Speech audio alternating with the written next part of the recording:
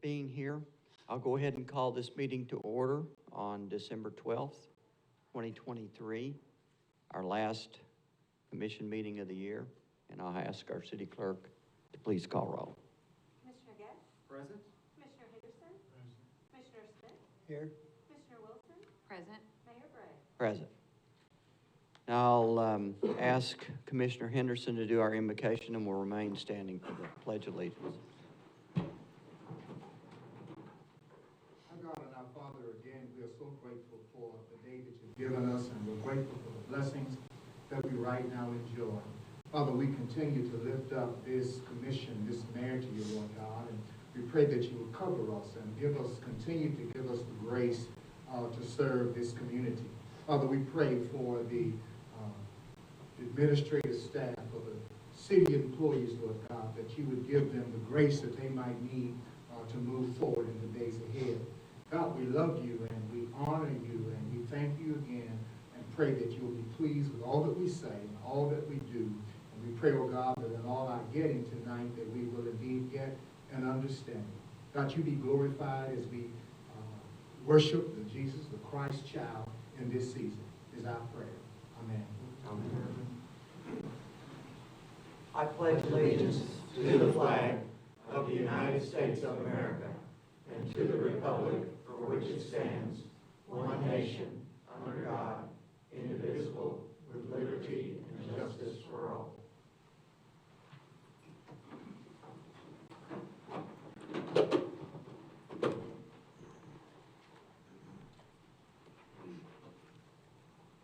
So, City Manager, are there any deletions or additions to the agenda for tonight? None this evening, Mayor. Thank you. So the first item of business is Christmas Parade award presentations. Christmas Parade's a joyous occasion for the City of Paducah, enjoyed by many of our citizens as well as people from surrounding counties. People bring their children. It's really a fun time, and this year a lot of our award winners for the floats kind of outdid themselves, so I'll turn this over to Taylor and Amy. Taylor, okay. All right, you're on, Taylor. All right. Well, first off, we'd just like to thank all the groups who participated in this year's Christmas Parade. We had about 85 entries. The theme this year was Wild Western Kentucky Christmas. The parade was held Saturday, December 2nd. And we had just under 9,000 people along the parade route, with probably another 1,000 on the floats themselves. It really was a wonderful night. And today, we'd like to recognize the winners from our 6 categories, as voted by our 3 parade judges. So most of the winners will be here with us tonight. We ask that when you announce your name, come on up. We'll shake your hand, give you your winning check, and take a quick picture. All right? So first one we're going to recognize was our themed float category, and the winners for this category was Drake Lighting.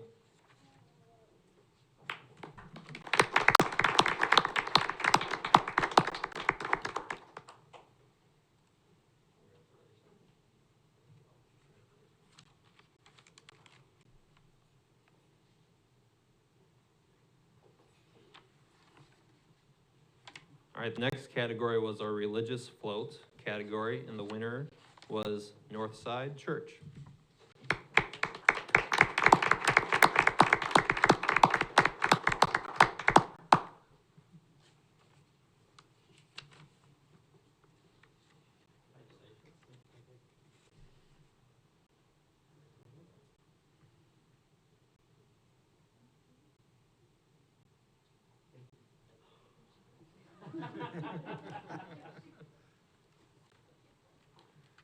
All right, next category was non-float, and the winner was Goodwin Farms.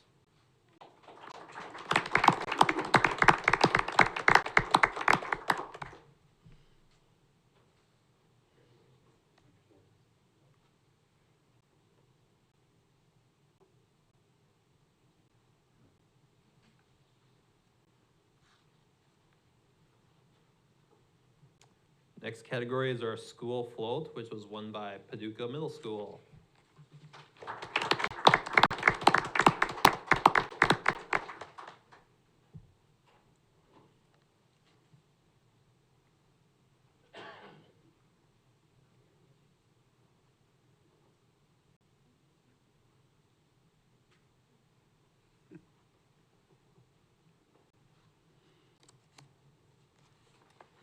The drill team winner was Center Stage Dance Academy.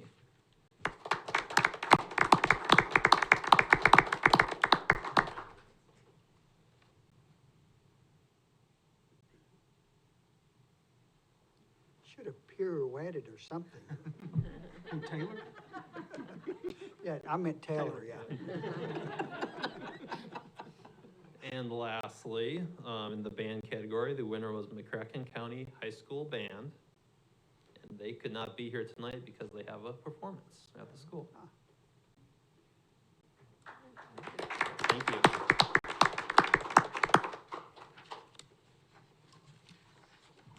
So just a couple of quick comments.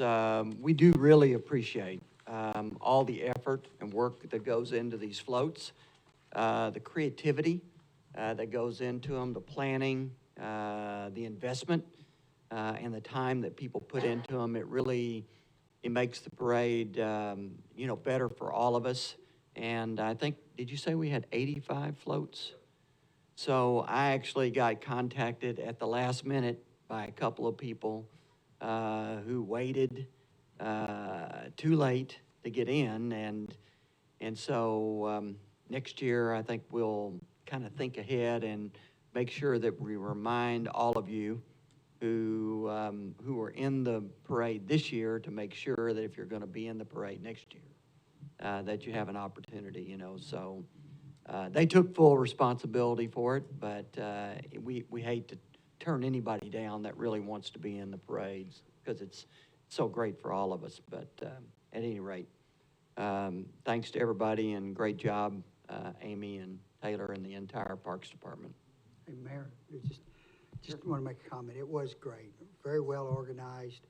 It was beautiful, and when you're in the parade, which the commissioners were all in, you see all these people, all these kids, and everyone's having a good time. It's really a nice thing, and I think it's the city sponsoring the parade is one of the things a lot of people don't think about, but there is a lot of time and effort, wages, money that goes into organizing that parade, and it is just another city service that is extended to Western Kentucky. It's not just all city residents that are enjoying it or entering their floats in, so it's just something I think it's important to recognize that it's a service that the city provides for the entire community, and so you do a great job on it, and thank you. And if I may add, I think it absolutely was an excellent parade. I just like to keep it 100. The only downside is that the commissioners did not have candy to throw out. And I think if we were planning to run again, that may have messed up some of our So, I don't even want to give credence to that, I don't think, so. We bought ours the day after Halloween. Anyway, to Commissioner Smith's point, it's, Paducah is the commerce center for, 8, 9, 10 counties in this part of the state, and it just goes to show you the draw that we have. I mean, one of the things we like to say is on any given day, there's 100,000 people in Paducah, either shopping or working. And so it kind of shows you really the draw that we have and the importance of Paducah to not only our citizens, but to all of us in Western Kentucky. Okay, next I'm going to skip over the next thing for just a moment and invite Megan Mansfield with Bacon Farmer Workman up here to talk about the right-of-way management program. Give us an update.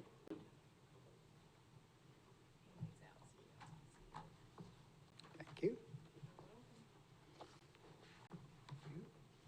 Presentations that you made in your lifetime. You got a lot more to go.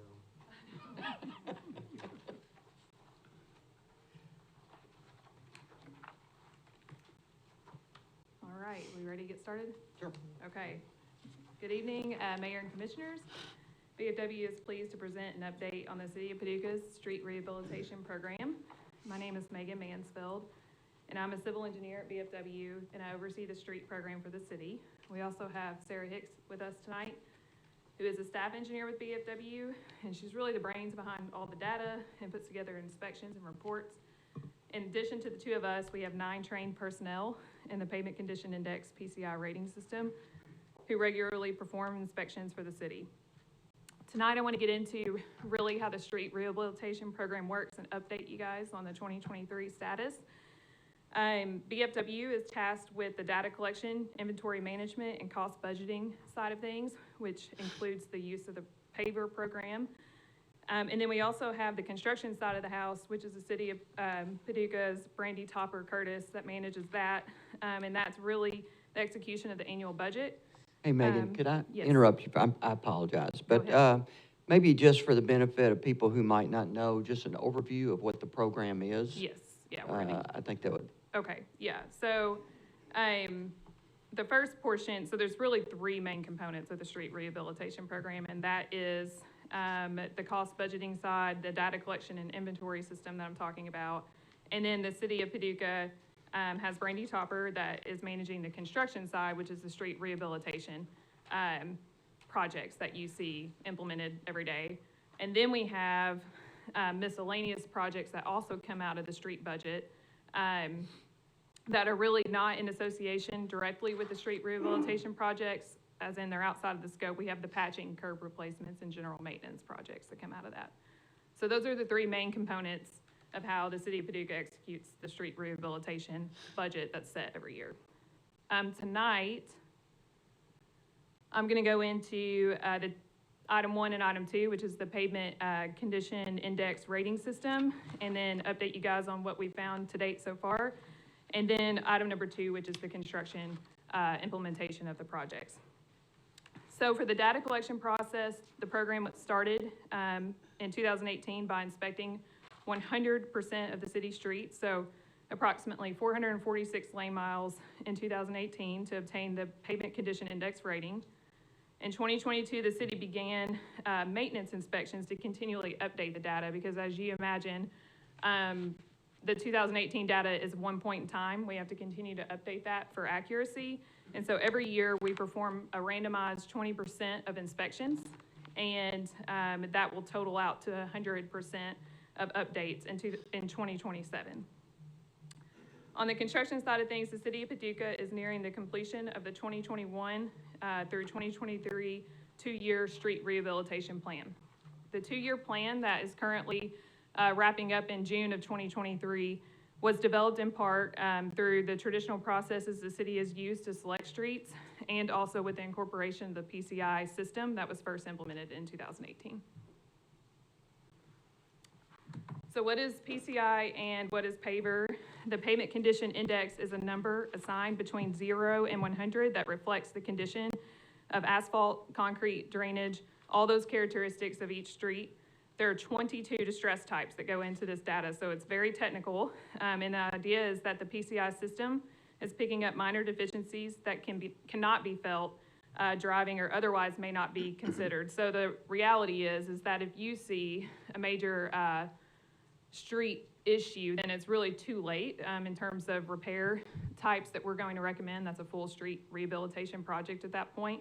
And that's the PCI data PCI rating system is really looking at those distresses well before that ever occurs.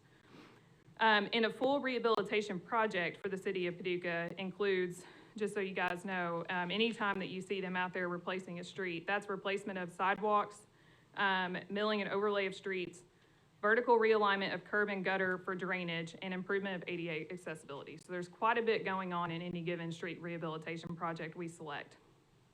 The City of Paducah's budget has traditionally ranged between 1 and 1.5 million over the past few years, except for in 2023, when the commission committed to additional funding, bringing the annual budget to approximately 2 million. The City of Paducah has traditionally spent their budget on full rehabilitation, or what we define as reactive projects, as basically they elect to use that budget to go in and do full-on rehabilitation projects. As far as what is paver, that's simply the program that we use to log the PCI data collected, and is the program that maintains the City of Paducah street condition map. Our goal is that over time, we move the program into a more preventative state where we are improving the overall number of the streets below the PCI's critical number of 65. Just take that away, PCI number at 65 and below, we are going to recommend fully street rehabilitation projects, and we really want to move into an area where we're able to recommend preventative repair alternatives such as crack filling, seal coating. Those are much lower cost, as you can imagine, and they really extend the life of your investment.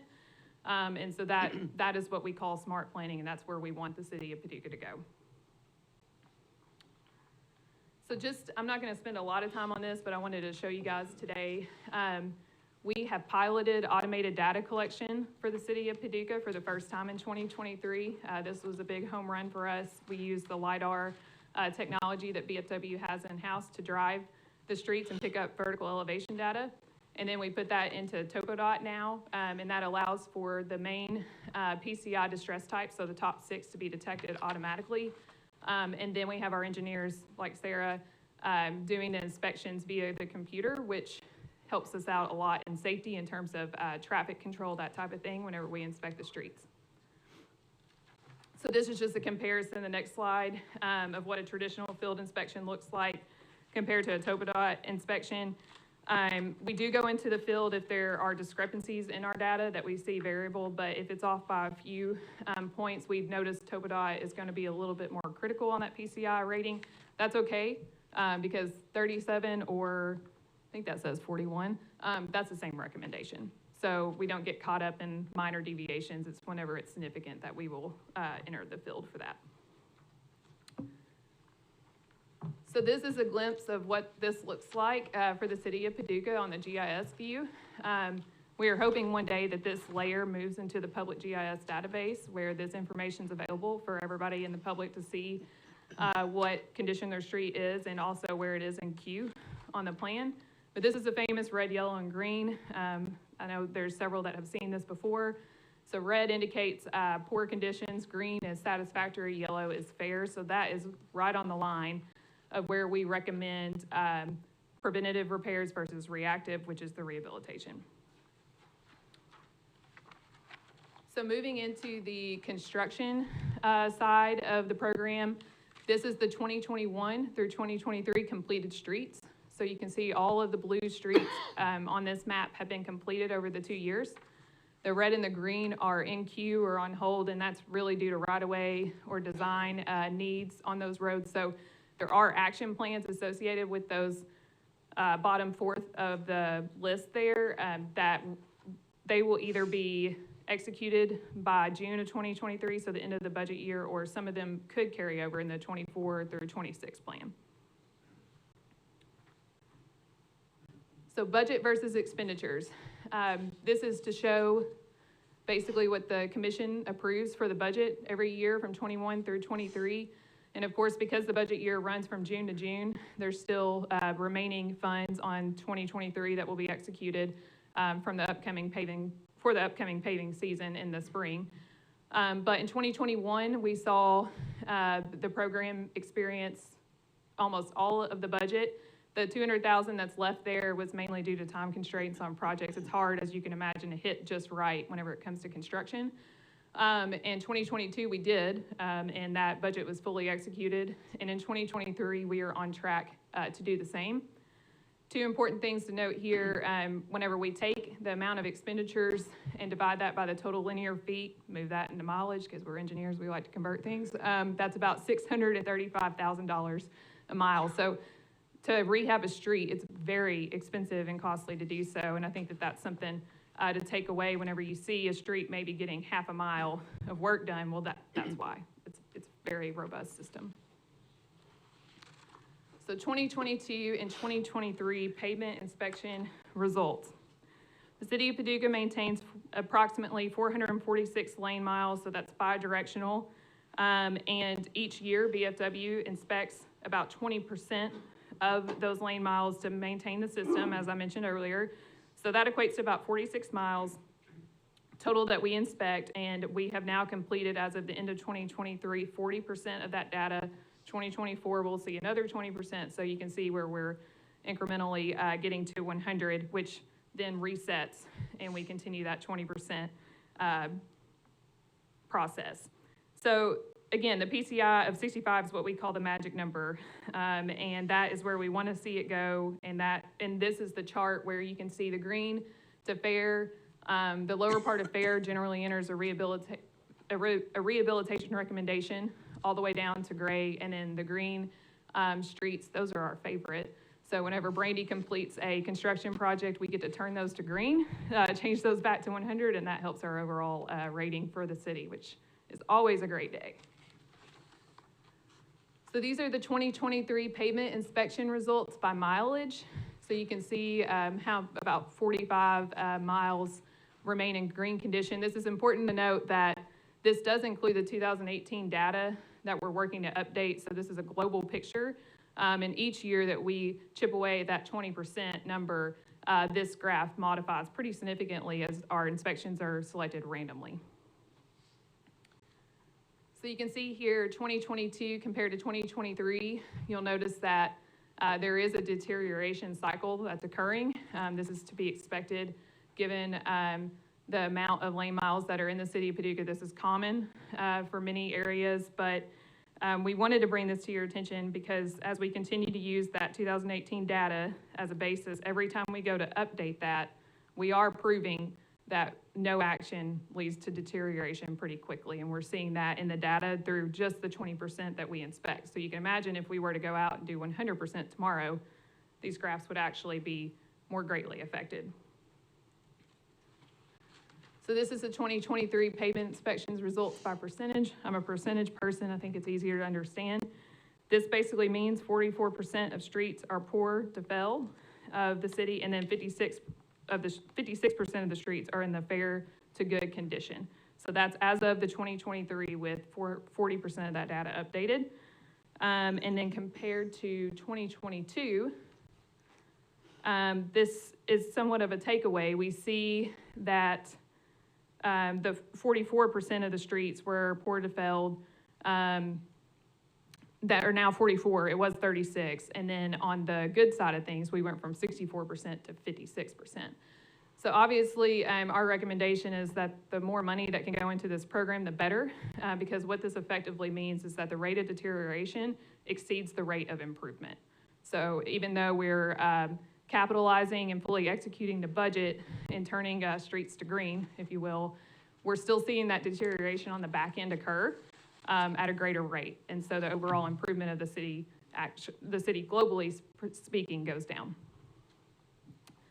So what do we have ahead for 24 through 2026?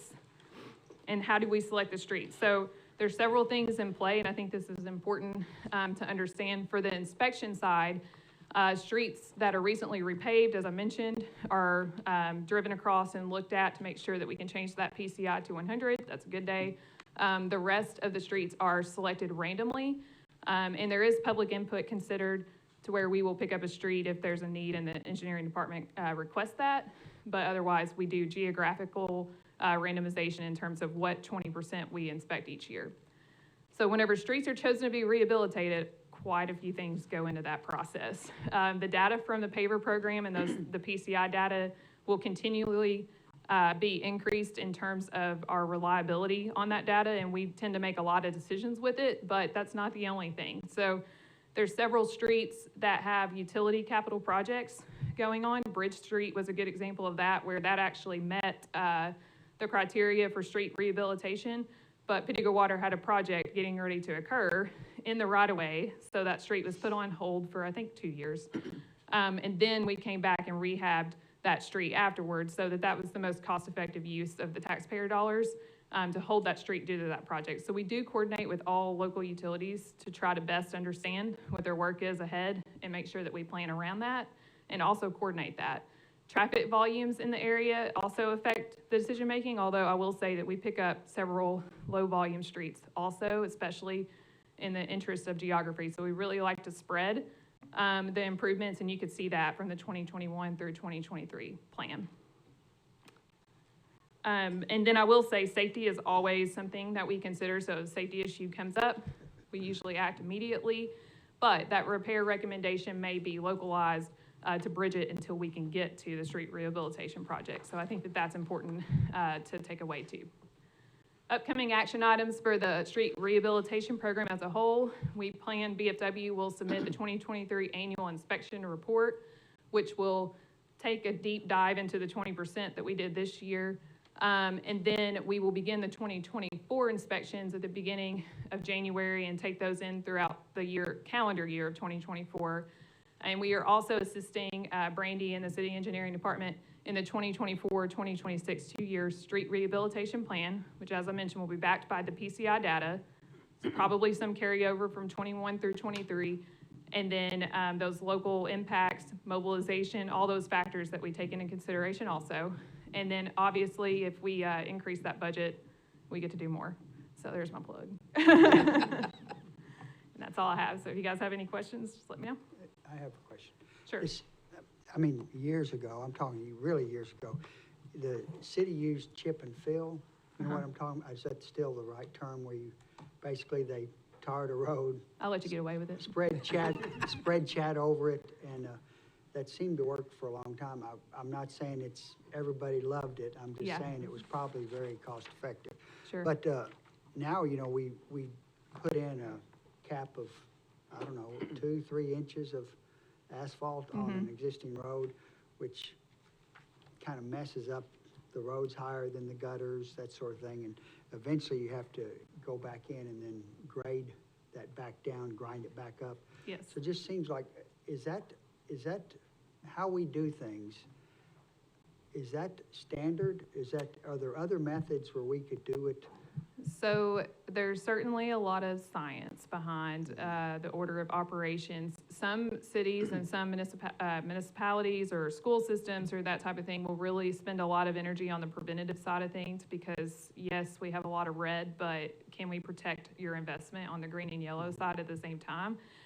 And that's something that we're looking into with the city, but right now the budget has traditionally been totally dedicated to the full-on construction projects because of the amount compared to the budget amount compared to the work that we have ahead.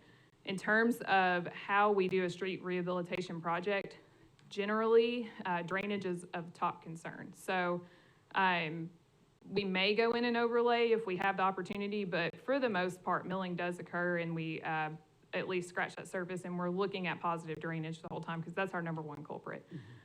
So that is something that's executed on the construction side with the contractors, but I would say that that's our focus, is making sure that we can get it to drain, and where you see a lot of those patching and chip and seal, that type of recommendation really is a maintenance bridge for whenever it's deteriorated paving and it's got to come in and be fixed. So that's not long-term? Not ideally, no. Okay, good, thank you. For the streets that are labeled as from poor to fail, Yes. what is the total process of getting that street to the next level? Now, did I understand you said that you? Yes, so if a street is in poor to failed condition, they're basically, and that means that the PCI data says you can select on any of this backlog that's red to gray, and a full street rehabilitation projects recommended. So in this case, the City of Paducah sidewalks are also considered in that, and really it's looked at right-of-way line to right-of-way line, and those street widths are very large because of on-side street parking. So we look to rehabilitate any given section as much as the budget can, and we're optimizing that length compared to what other projects are also occurring. So the PCI data is given that initial list. We certainly have a lot of inside baseball knowledge on that based on the data, but we have to spread it geographically. And then there's also optimization and the mobilization. So if I'm in a subdivision and I have a main artery that's PCI 37 and the perpendicular streets intersecting that are 45 to 50, well, it may not meet the eye that we would pick up the 50, but we have an advantage that we're already mobilized there anyway. So we do somewhat umbrella those recommendations and get that whole area just because it's more cost effective that way, usually. So a lot goes into that. From a previous report that we had many years ago, probably not as many years back as Commissioner Smith, but a previous report, was it not stated that some streets are determined to be rehabilitated or paved based upon the amount of traffic? Yes, traffic volume's a factor. But I want to be careful in saying that it's just, if there's, an average daily traffic of Broadway, for example, yes, that gets more attention and you see a lot of public outreach coming in on that street. But that doesn't mean that, I remember when I was at the city, we picked up a street over on Norton Avenue because a very sweet lady kept calling us about her church being affected. And we went over there and we got it. So I think that there are low volume considerations that do occur, mainly because it may be geographically where we need to be and it's the right thing to do. So we do pick those up. So, question I have, your recommendation is that we increase the budget. I guess one of the things that the commission needs to know is, how much do we need to increase the budget? I knew you were going to ask me that. By how much? And, I mean, it's clear that we can't bring all the streets up That's to where they need to be in 1 year, but we would need to have a plan. Yes. And so we need to have I think, a multi-year plan to certainly not have that happen, Mhm. where we go from whatever your numbers were, 50 or 66 to 54. Where you continue to decrease, Right. yeah, despite your So investment. we need to work to try to get ahead of that. That's right. So that's something that I think we'd like to have. Yes, and we can get you the exact numbers of what we're forecasting using paver. I will say that anything you can give to the program, I know enough to know that it's going to be used to bring that forward. So the backlog amount that we're calculating is pretty significant. If you were to take all your red to feld and move them to green to yellow, the Disney dream, I guess. But so that's in my mind whenever you ask that question, is whatever this commission decides to increase that budget by, whatever is feasible. I'm just your biggest advocate to get as much money in there as you can. Yeah, so I think, we could make it, and nobody's got perfect data. That's right. But we could make that decision to try to do it in 3 years, 5 years, 10 years, 20 years. But I think our goal should be to bring our street program up to an acceptable level, certainly out of some of those bottom two categories. And I Yes. think the responsible thing for the commission to do would be to take a look at that and have a plan to do that and Okay. really try to cost it out. Yep, we can get you that data. And my second question is, whenever we repave a street that does not have sidewalks, and I don't know if we've done any of those recently. I'm not sure, really, to be honest. But, sidewalks is an issue for residents that don't have them.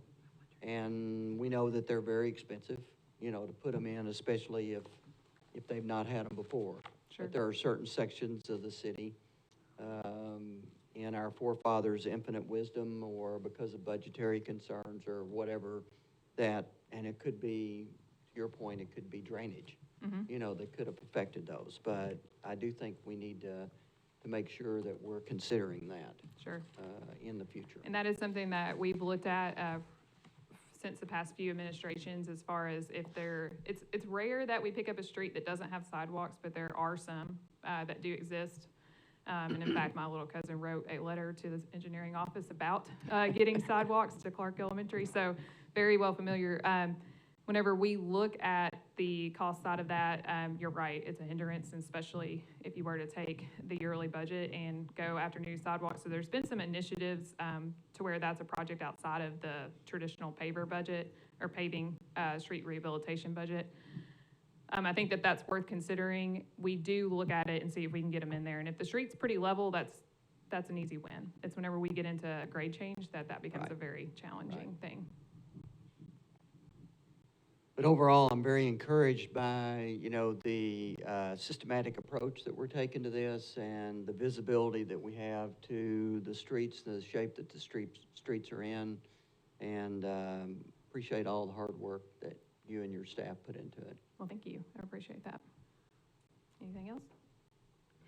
Mayor, just to follow up on your point in relationship to looking at the data and how it goes into the budget for, the public's knowledge, internally we talk about this, and you may recall, Commission, last year we used some of this data to increase the current budget by 30% in the current fiscal year of that. And that's part, to your point, that's part of our looking at the data, looking also at what other, as Megan said, what other projects are going on with our partners out in the community and to be able to allocate those. Sadly, also, historically, the road fuel tax that comes in, that cities and counties share, which counties get a larger portion of. It's a legislative thing we can talk about, and we do remind our legislators in Frankfurt that we need to look at addressing that. But that also is partly funds, this, but to some extent that also has limited in the past previous commission's ability to take some of that action because of that road fuel fund. Years ago, the legislature dropped the bottom on that, and it reduced the amount of money coming into cities for that work.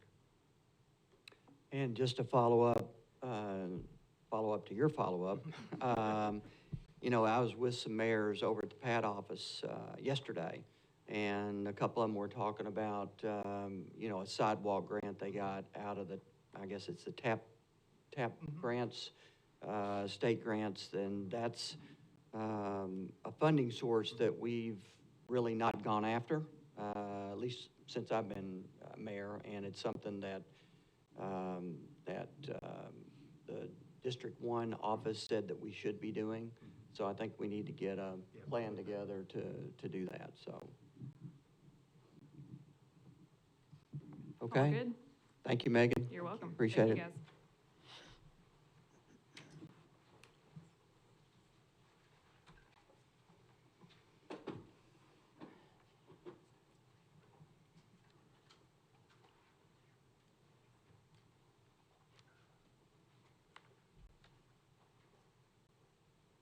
So I'm going to move over here because I have an award to give.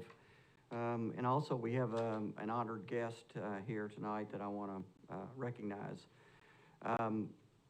First of all, I want to present a Duke of Paducah Award to Dan Patterson. Dan is somebody I know very well. He used to be a neighbor of mine.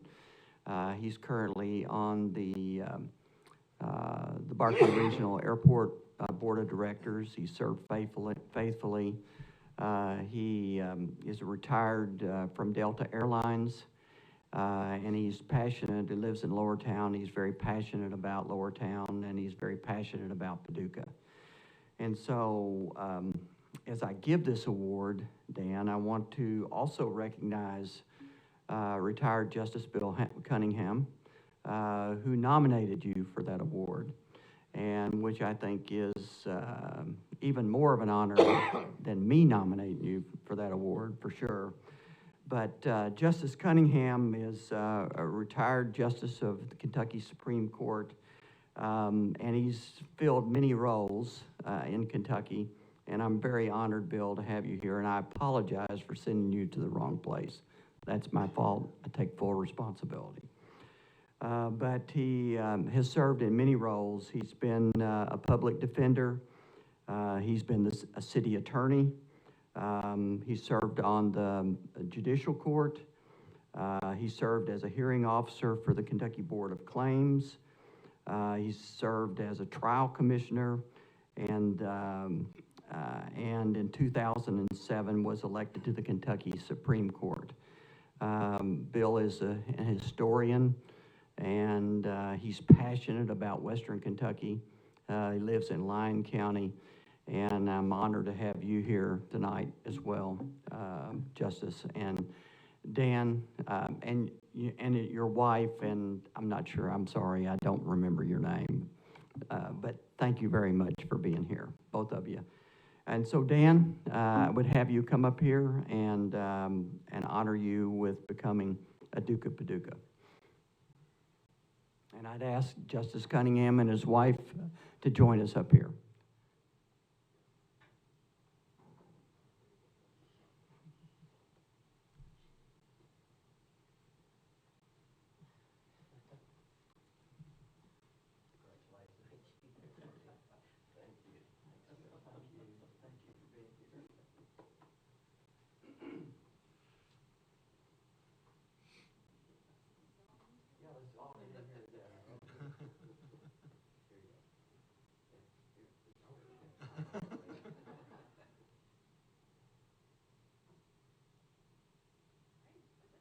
take one with David Michael.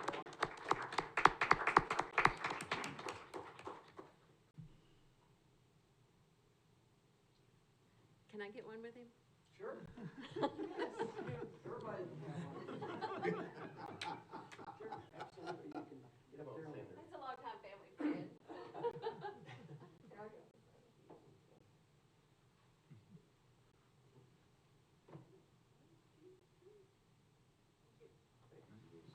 Remember, may I say, I know, and being city attorney for 18 years, you don't need another speech.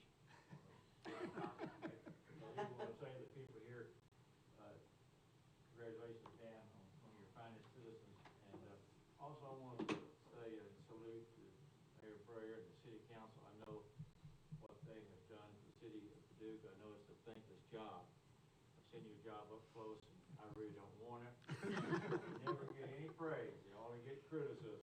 So please, please, just continue to have good people serve like these people do. Please say something nice about them. Thank you. Thank you.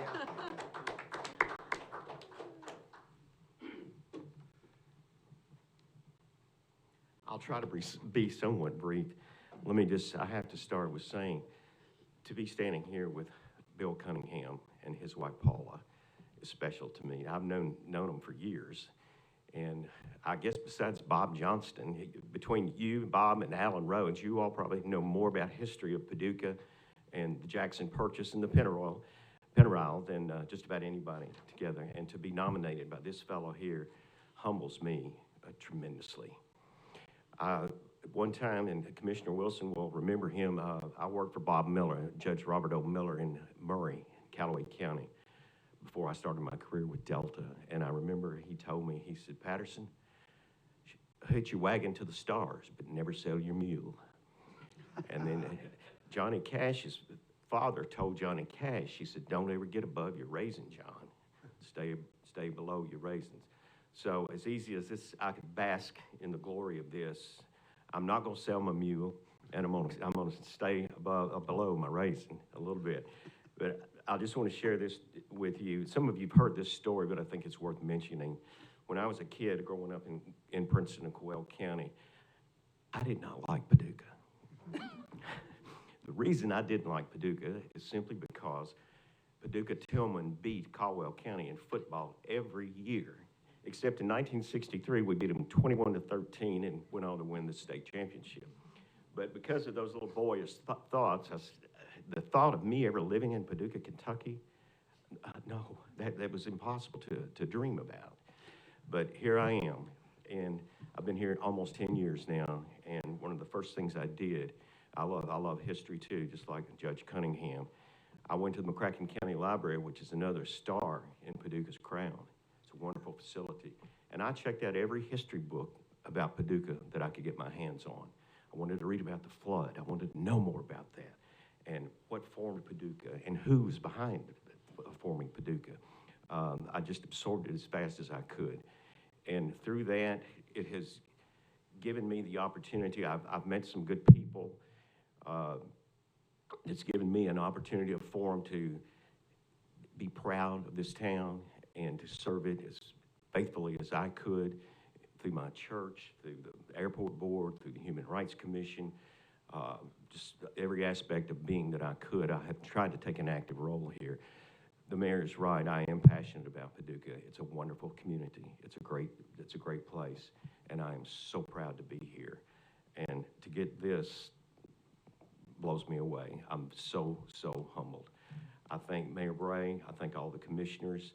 I thank Chief Laird, the fire department, anybody that's connected to anything that makes this city go and succeed. I give you my humble thanks and deep appreciation to each and every one of you. You do a very good job, and I'm thankful for it, and I'm proud to be a citizen of Paducah, Kentucky. Thank you so much.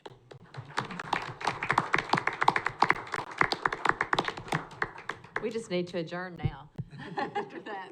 I mean, he may be running for city commissioner. I mean, that was, sounded a little bit like a campaign speech Well, to I was me. thinking mayor myself.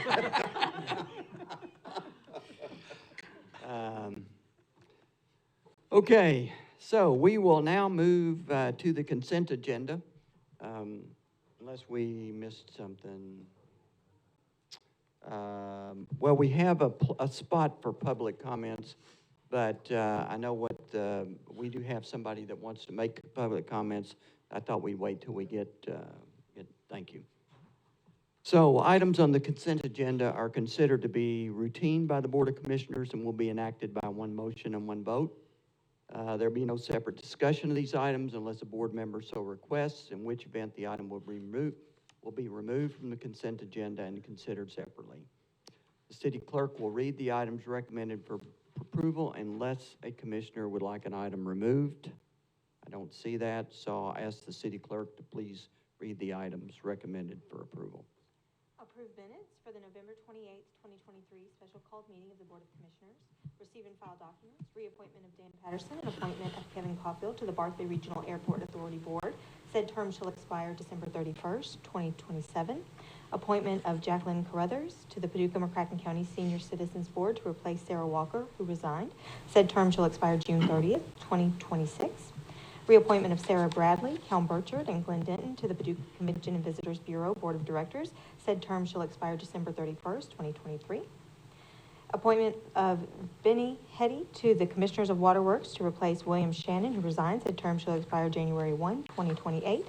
Personnel actions, a municipal order authorizing the mayor to execute all documents necessary to receive grant funds through the Kentucky Office of Homeland Security in the amount of $29,100 for purchase of 16-foot enclosed trailer for use by the bomb squad of the Paducah Police Department.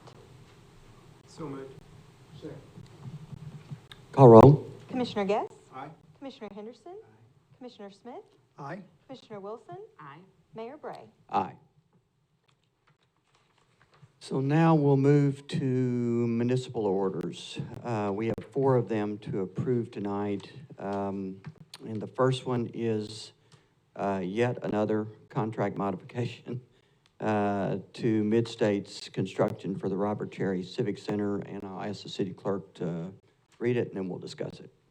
Our proposed motion that the Board of Commissioners adopt a municipal order entitled, a municipal order adopting contract modification number 6 to the construction contract with Mid-States Construction Incorporated for the Robert Cherry Civic Center in the total amount of $166,073.30 and contract extension number 2 of 60 days and authorizing the mayor to execute the contract modification and all documents related to same. Good evening, Mayor, Commissioners, City Manager, and City Clerk. So tonight we have come before you for a contract modification. Hopefully this will be our last one, in the amount of $166,000 or $166,073.30. This is to we have about $13,000 of that is for owner requested items, door entry materials, things that go with the access control, as well as the parking lot lighting. The drawings changed from the original scope, and so there's some additional funding for that. And then the rest of it is for parking lot repairs, to include subgrade work, ADA parking stalls, and ramps into the building. The contract extension is really to just get us through the winter season, hopefully, but our goal is to have the parking lot, or the parking stalls, the ADA parking stalls next to the building, as well as the ramps, done as soon as possible. We're just kind of anticipating for bad weather, which is why we've asked for the 60 days. We're hoping that it will not take the full 60 days. As far as progress on the Civic Center itself, internally, the interior of the building, we're still on track for December 28th. Flooring is going in this week. Trench work for the lighting is going on this week. And then once those are finished, or once the flooring is finished, we'll be moving on to cleaning just the construction area. So then we'll be able to start moving in equipment, office furniture, things like that. So the building inside is nearing completion, and we don't anticipate any further delays for that. It's just the outside, the exterior work that still has to be done. So will you go ahead and be moving in your offices? Yes, we have talked to the contractor as soon as we are able to, as long as we're not impacting their work on the exterior of the building, we'll be able to start moving in furniture and getting things set up. We will not be able to occupy this space until we get the ramp secured, even if that means a temporary placement, if weather does turn. So once we have the certificate of occupancy, we'll be able to actually relocate staff. You wouldn't be able to start renting it though for 60 days or? That really depends on what we can do with the ramps. If weather stays good and we can get those in, then we could even potentially get a temporary certificate to allow us to do some facility rentals. Our hope is to have an open house in late January to let people come in and do a walkthrough and then be able to take reservations at that time. I think our thought, Darren and I had a conversation about this, and we were kind of targeting March 1st, you know, Okay. as when we would actually be able to, we could take reservations before then, but actually using it would be somewhere around, it could be sooner, but, Yes, as Amy mentioned, you know, part of this is because of the ADA requirements and because it has been vacated for so long, you know, we have to follow all the guidelines of getting back in, and so we have to have that access as a government facility. You know, we are, you know, moving as expeditiously as we can, but also following all the rules and regulations that we would require anybody of the general public to follow to get a certificate of occupancy. And, you know, Amy mentioned that the large portion of this contract mod is for the external parking areas. And just to be clear, we're not talking about the full parking lot because that will be another bid process in the fall or in the spring that we'll go out to redo the parking lot. This is the parking areas, the ADA accessible parking areas up next to the building on both sides and the ramps for that. In addition to some subgrade work that we want to go ahead and Right. get done before the winter hits. Yeah. so there will be, in the ADA areas, there will be some paving there? I mean, what, Yeah, the concrete work, so if you think about looking at the H.C. Mathis side of the building, standing there where the truck decided to try to make a drive-through, that we've got some parking that'll be concrete parking pad there and ADA accessibility. If you come to the larger parking lot side, the Noble Park side of that, up against the building there, you'll have some ADA parking accessibility that we'll be putting in there, and that's what this is for the ramps of those entrances. And then we also have the ramp going into the back portion that will be the staff offices, but also the public access point to where the public can come in and make rentals, sign up for programs and all of that, so. Yeah, and we're doing concrete there so that we can go ahead and do the work. If we were going to do asphalt, we would have to wait till spring and we wouldn't be able to use the building at all. And So that was the goal, was to do concrete there so we could go ahead and get it open. And then the last part, and I'm sorry, Amy, but we're also putting in a concrete pad for the dumpster to sit on because of the weight of the trucks and things like that. So we don't just set it back on asphalt and we have it sinking in. And so part of this contract mod is to pour a concrete pad for the dumpster as well. so, Amy, you mentioned possibly late January, but whenever we're ready, I don't know if it's going to be late January or early February, but I do think we should, as soon as we're ready to allow people in, that we should reach out to any past people that have rented or shown interest and try to ask them to come over and take a tour so they can see what's going on. Definitely, we can definitely do that. So, I mean, I don't know if that's 10 people or 30 people, but it'd be good to get them over there and let them take a look at what we got. Sure. We pulled up from past renters to do our stakeholder meetings, so we absolutely have that information and can reach out. Anything else? Are we good? Okay. I'll ask the city clerk to please call roll. Commissioner Guess? Aye. Commissioner Henderson? Commissioner Smith? Aye. Commissioner Wilson? Aye. Mayor Bray? Aye. Thank you, Amy. Thanks, Amy. So the next, this is a big one. The next municipal order is something we've been working on here for a long, long time. And it's an agreement with Communications International to approve the go-ahead for Paducah McCracken County 911 radio upgrade. So I'll let the city clerk read it and then we can discuss. A proposed motion that the Board of Commissioners adopt a municipal order entitled, a municipal order authorizing the mayor to execute an agreement with Communications International and the County of McCracken for the Paducah-McCracken County 911 radio upgrade project. So moved. Second. Sorry, I was asking a question. Yeah. I guess I could ask this now. So I was just looking at the difference from what we talked about last night with the joint meeting with the county of is 7.6 million, to explain that difference. We'll go over it. So, yes, so the total cost of the 10,013,436.64 is an all-in pricing based on our conversations and negotiations with CI Harris. Part of that, roughly just a little bit less than 8 million of that is for what we call the backbone, the infrastructure, the towers, the equipment that our dispatchers would use, the equipment that our secondary site would use for emergency management. The remaining amount of that, a little over $2 million, is towards what we call subscriber fees. Those are what more people would know as radios, those type of things. And so while we have a memorandum of understanding with the county to split the cost on the backbone, each entity would cover its own subscriber fees and pay that 100% of their cost. So all of the hours on the city side, we would pay for ours. The county would pay for theirs on the subscriber fee portion of it. And so that's the difference. Does that answer your question for what we talked about yesterday? Well, yes, but yesterday on the, was it 7.6 with the county? Something- we- 7.7. I thought we were splitting Yes, that part. that's the backbone, that's. Right, yeah. so of the 10 million, it's not all coming to the city. Correct, right. So we would split, so just round up, say 8 million of the 10 million, just for easy numbers, we would split 50-50 with the county.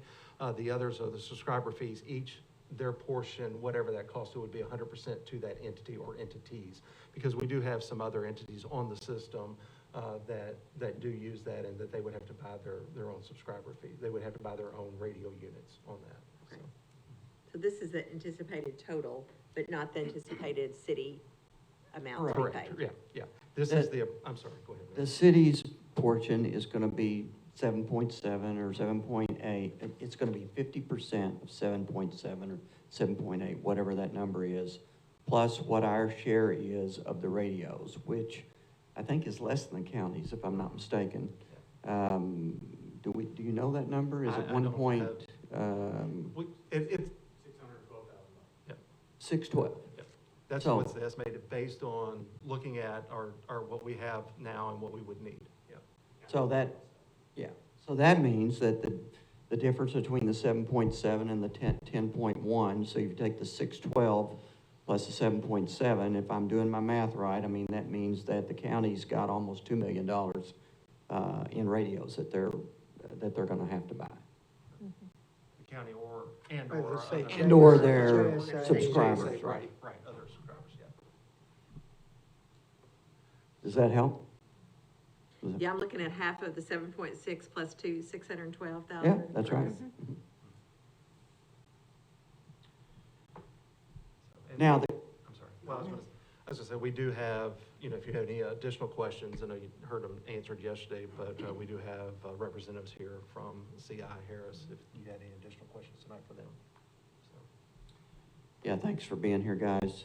Appreciate it. I think, I think that we had a user group, or we had a group that, really drilled down on this a lot and really asked a lot of questions. We also had a consultant, that helped us through the proposal, and I think, at least speaking for myself, I had a lot of confidence in that user group, in asking questions, and in the consultant, who we've been working with since 2016.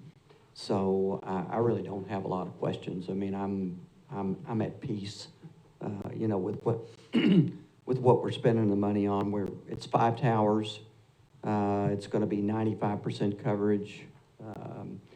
We're at Lord knows where our coverage is now. 60, 70%. I'm not sure. even less than that in certain areas.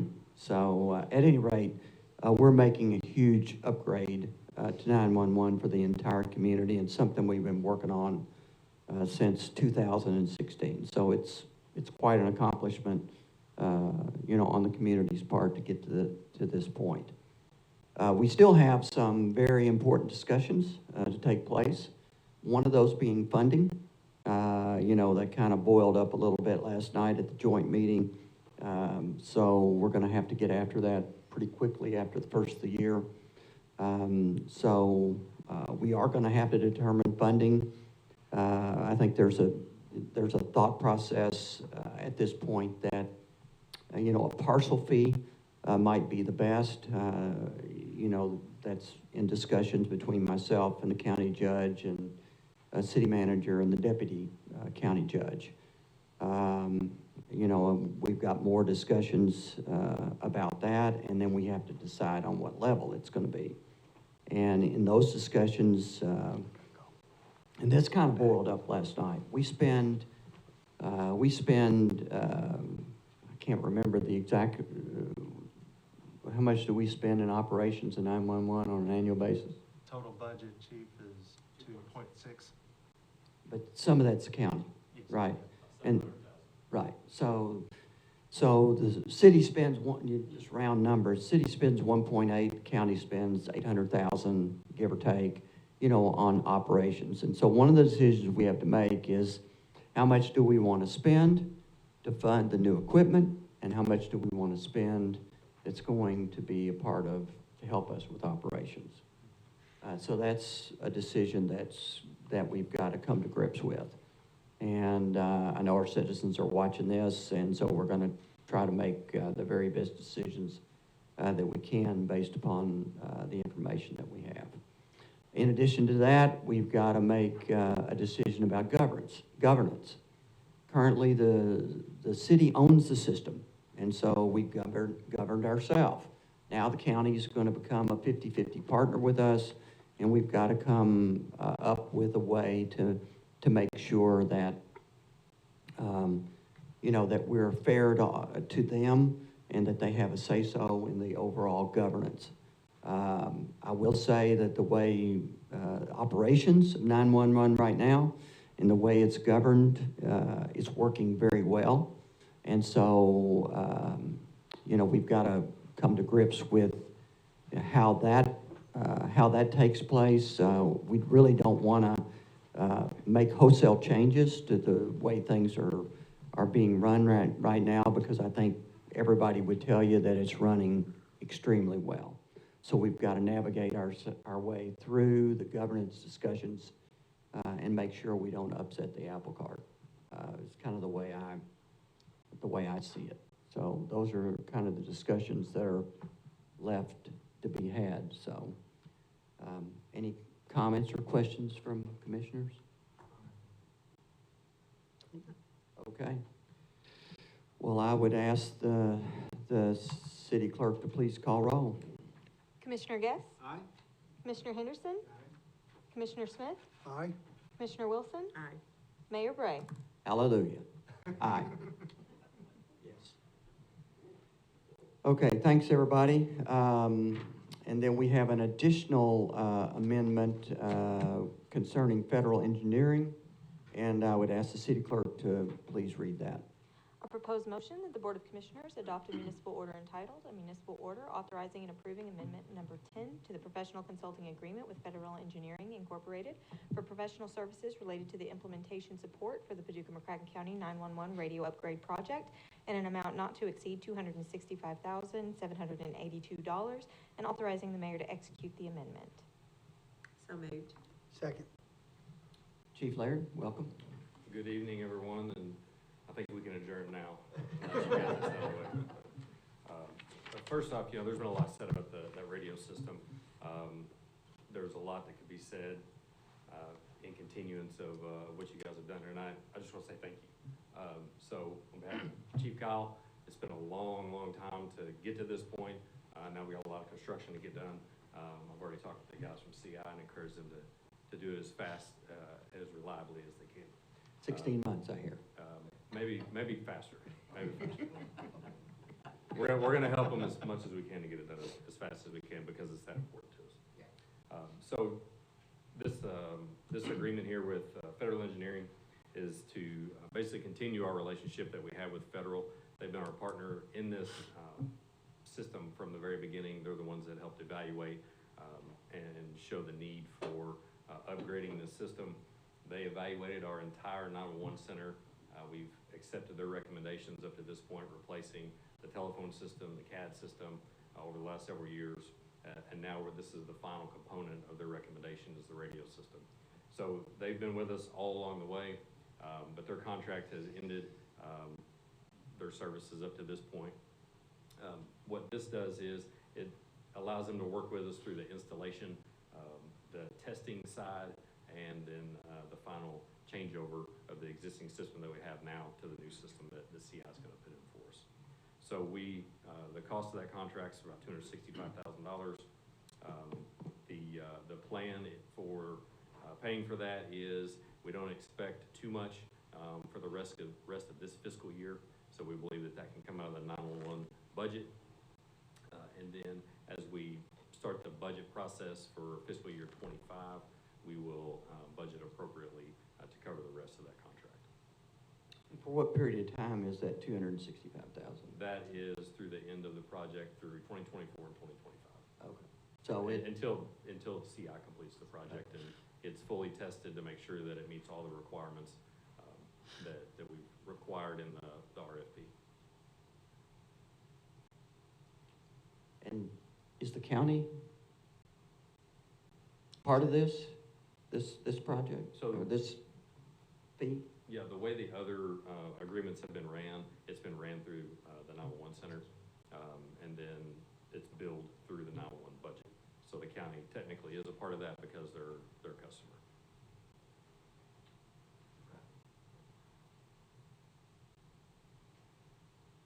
So the county's participating at the rate that they would participate operationally? Yes. Okay, which is somewhere to the, like a third, 1/3. Right. So, I mean, give or take. 38 to 40% Yeah. typically.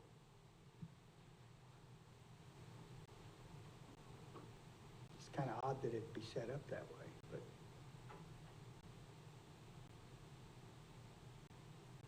We didn't think about, any other arrangement. I mean, we just, I'm just reacting. I mean, I didn't really anticipate, I didn't know that. That's the way that it's currently set up, and so we're continuing on with that. That was the recommendation. Okay. Any other questions from anybody? Obviously, we need the support from them to get the system implemented. We do, and the principal with that company that's been helping us along the way is Travis LePage, and he was on the call yesterday in a meeting with us as well. They're probably actually have expended their time and money that we've already appropriated in the last contract amendment. And so I think the last couple of meetings that they've done, they've just done just to get us through until this one was signed. So basically, we got those for free. Okay? City Clerk, call roll. Commissioner Guess? Aye. Commissioner Henderson? Aye. Commissioner Smith? aye. Commissioner Wilson? Aye. Mayor Bray? Aye. The last municipal order has to do with a benefit plan that we need to adopt. So, City Clerk, would you read it, please? A proposed motion that the Board of Commissioners adopt a municipal order entitled, "A Municipal Order Approving and Adopting the City of Paducah Self-Insured Retiree Life Insurance Plan Document and Authorizing the Mayor to Execute All Documents Related to Same." So moved. Second. Good evening, Mayor, City Commissioners, City Manager, City Clerk. What this is a planned document to replace what was previously provided through a commercial insurance company. When we renewed our benefits, the group life insurance, they had notified us that they would no longer be able to offer the retiree life insurance that had been previously provided. So this will then basically make us self-insure this program. And the reason to continue it is we are contractually obligated both through city ordinance and to collective bargaining agreements. That's- We have not set rates, premiums yet. We have an actuary who has provided recommendations, but those have not been formalized. This is for past retirees? Correct. Someone who is eligible is someone who retired according to the state program. So they met their years of service or some combination thereof. So they are offered this coverage, So our insurance company canceled this line of coverage. this line of coverage. Mhm. And so we went out and we looked at, We did. We sought other quotes and Mhm. nobody else would offer this. It's a $4,000 benefit and the premium had been very reasonable, but they've not continued to offer it. it's a $4,000 death benefit. Correct. Is that right? Mhm. To current retirees? Correct, Okay. That we're obligated by contract to. yes. We're obligated to offer. Offer it. Them, we don't, it's Right. not automatic. They have to sign up to accept. They it, have to and pay the a portion- premium. They pay a portion of it, yes. Okay. And how are we going to set the premium? The actuaries have recommended age bands for them. So Okay. basically, the younger you are, the cheaper it will be. But we have anyone from in their 40s all the way to in their 90s. And there are currently 119 participants in 2023. Okay. Anything else? I don't have any questions. Okay. Call roll, please. Commissioner Guest? Commissioner Henderson?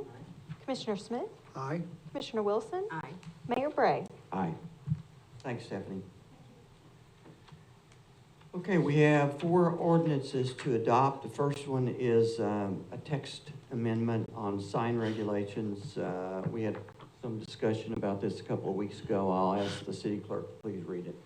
A proposed motion that the Board of Commissioners adopt an ordinance entitled, an ordinance amending Chapter 126-76, Sign Regulations of the Code of Ordinances of the City of Paducah, Kentucky. This ordinance is summarized as follows.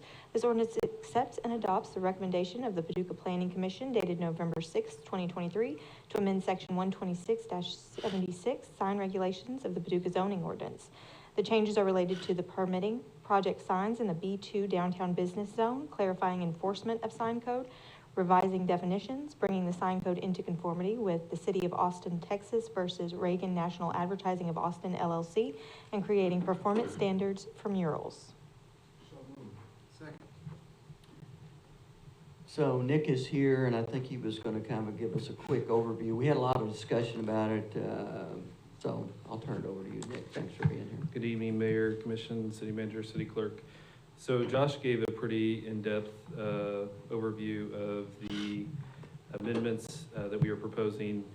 I just wanted to kind of simplify that a little bit more. Maybe it's easier for you guys to digest and understand how it will impact kind of the day-to-day regulations of signs. So first is the Supreme Court case of City of Austin, Texas versus Reagan National Advertisement. And prior to that, there was a Supreme Court case, Reed versus Gilbert, which kind of placed sweeping regulation for signs that said that municipalities had to regulate signs content neutrally. So we couldn't look at the content, we couldn't look at the language that was on the sign. We had to be place-based and had to, recognize the First Amendment and free speech.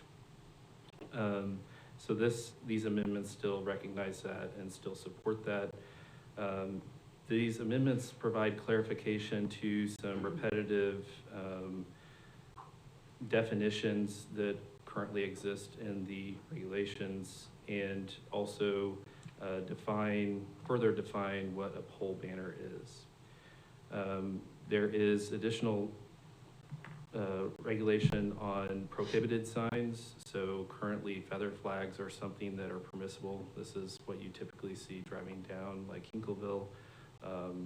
They are now going to be prohibited. We run into a lot of issues in terms of compliance with those feather flags and maintaining them. They oftentimes cause obstruction of right-of-way and visibility and just overall sight appearance of the community.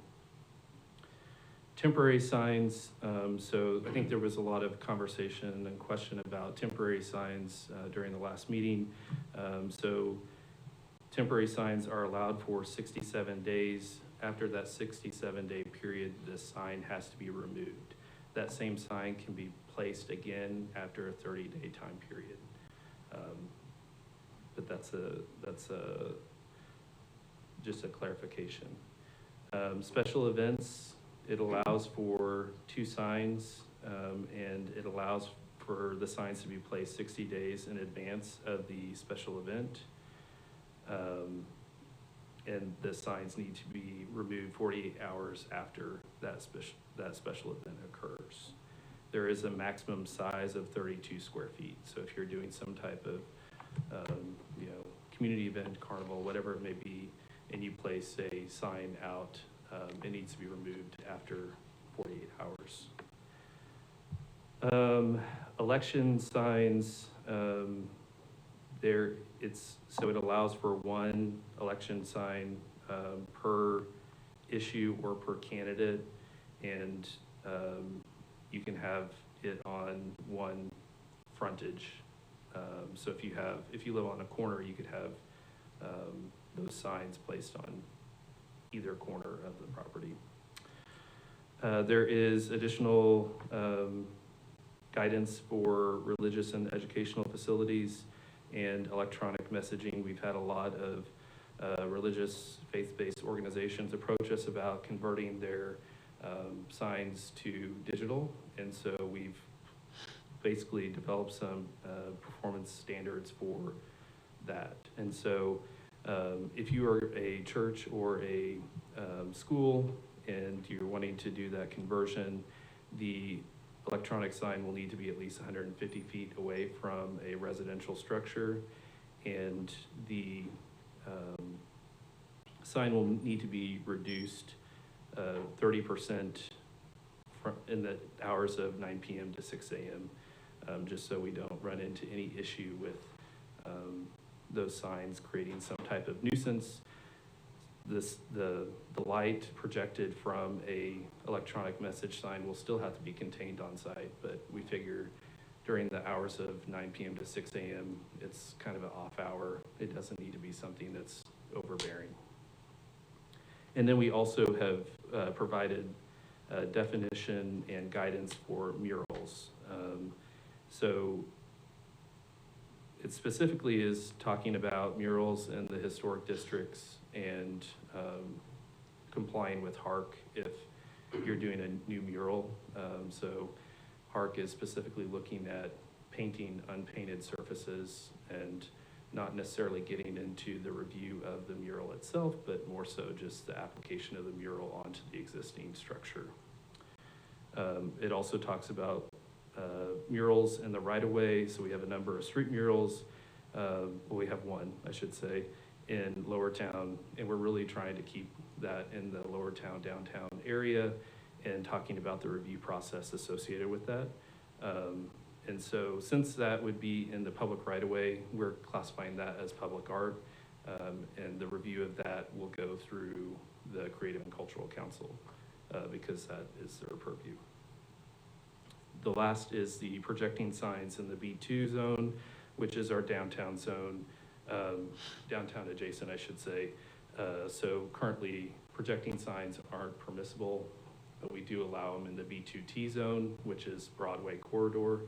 But we have a number of businesses starting to come in on the 3rd and 4th Street corridors that would like to have projecting signs. And so we would like for the overall signage appearance to be consistent with the Broadway corridor. And so that's why we're proposing that amendment. The last thing is the appeals process to code enforcement for signs, and it establishes the process of going through the Board of Adjustment if there is some type of appeals that somebody would like to request.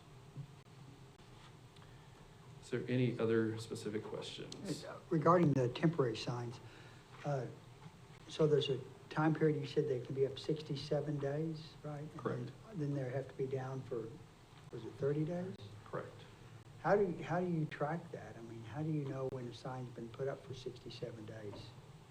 You know what, how do we enforce don't. that, I guess is my question.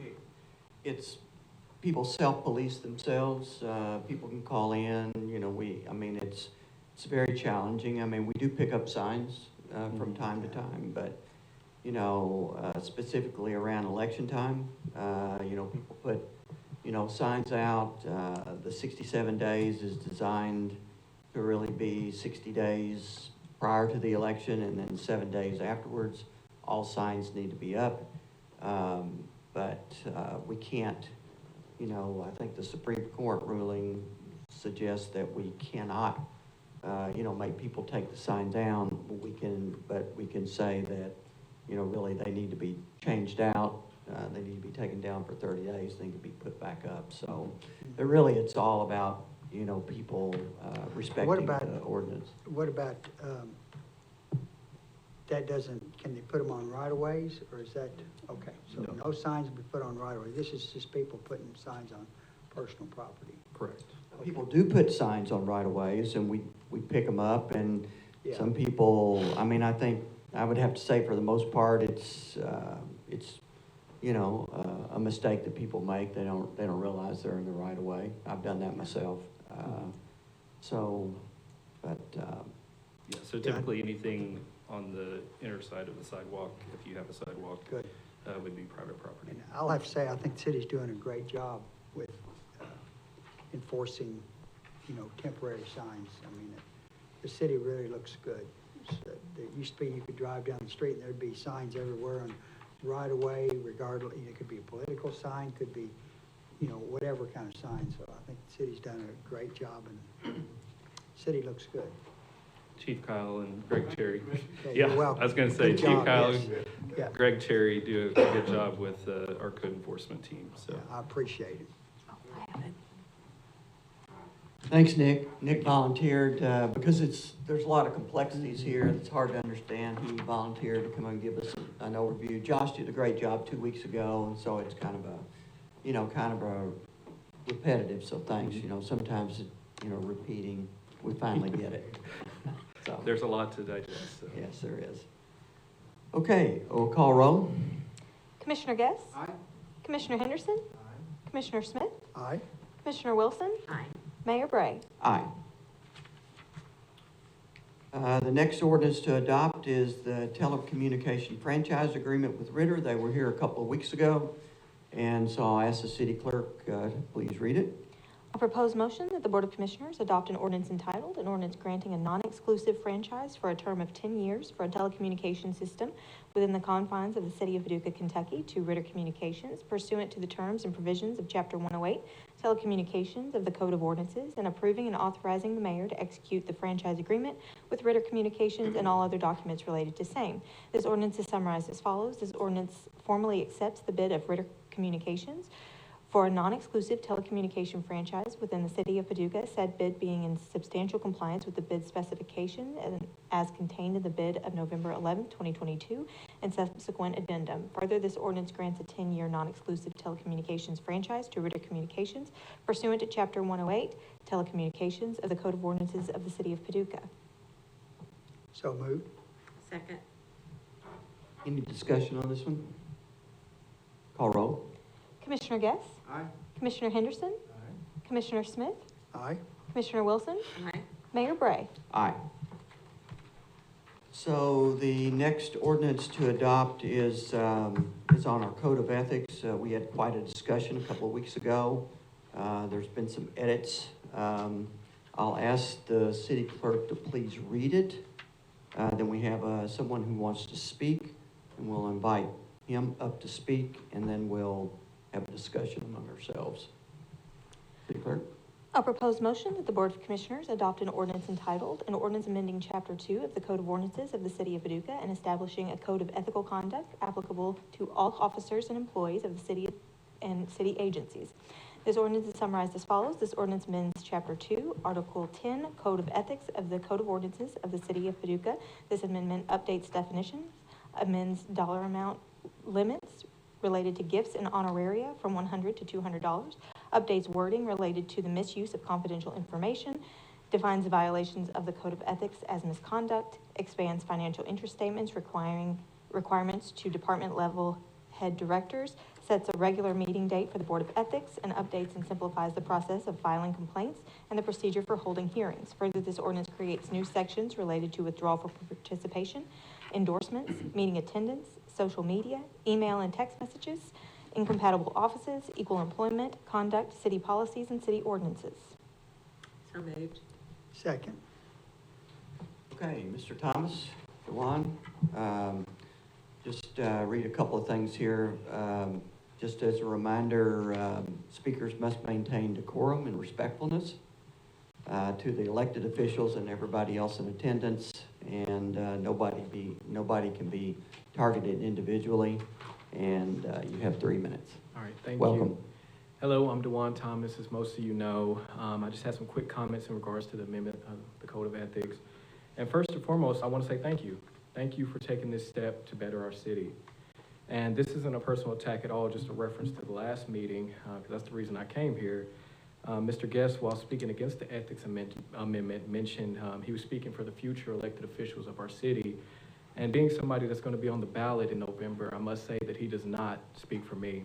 And I'm pretty sure it's safe to say he doesn't speak for any future leader that has integrity or honor. A leader shouldn't be afraid to be held to a higher standard, especially if they're doing what's right. Being concerned with ethical boundaries in local government shows an individual's character or lack thereof. And I encourage the community to really sit and think about that. And I want to applaud Mayor Bray and Reverend Henderson for your comments and speaking up on the topic in the last meeting. Because those that do not learn history are doomed to repeat it.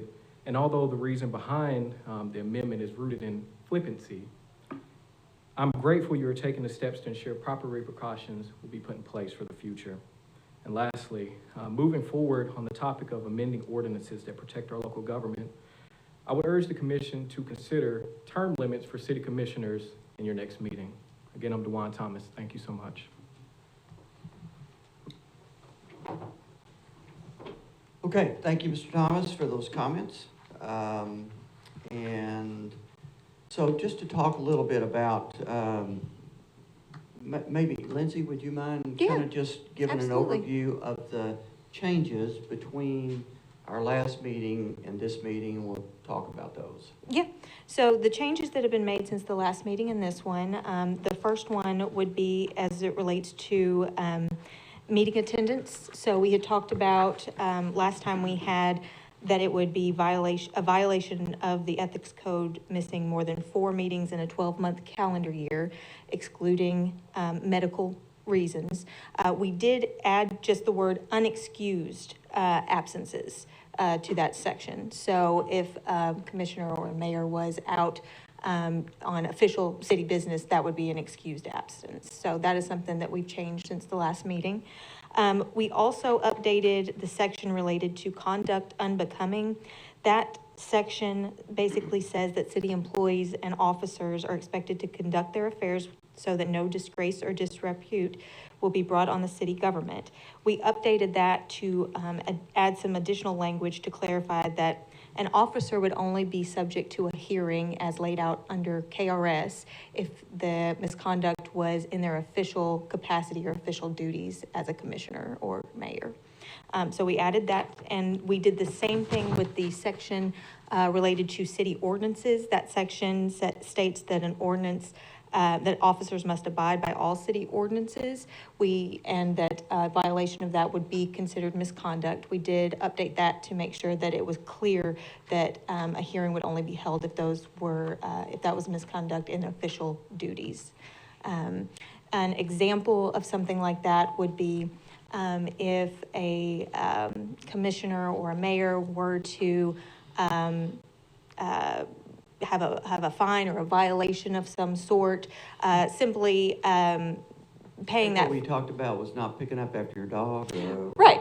So not if raking your leaves. Yes, if a commissioner didn't rake their leaves or didn't pick up after their dog, that would not be misconduct in their official duties and would not be subject to a hearing. However, if a commissioner or a mayor decided to use their position to not pay a fine for something of that nature, that would be considered misconduct. And then the city commission is the one who decides whether or not that would come to a hearing or not. So those are the changes that we've made since, based on the input we got. And correct me if I'm wrong, so the changes we made really did not alter, as I understood it in talking with attorneys, it really didn't alter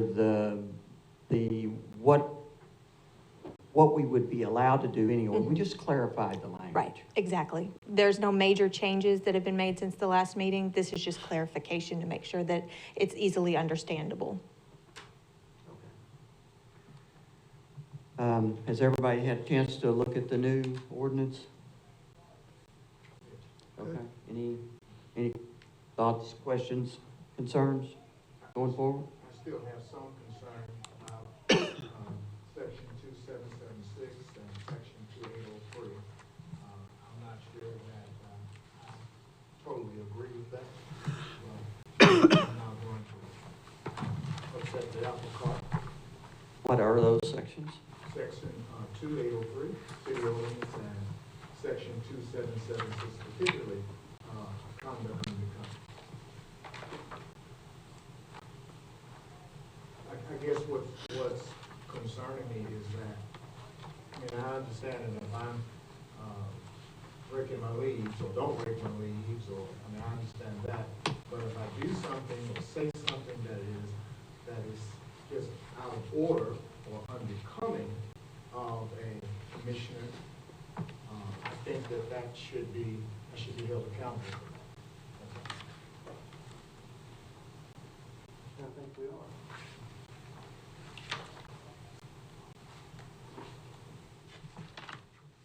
You're saying section 2803? 803 and 776, city ordinances 803, and conduct under gun act is 776, section 2776.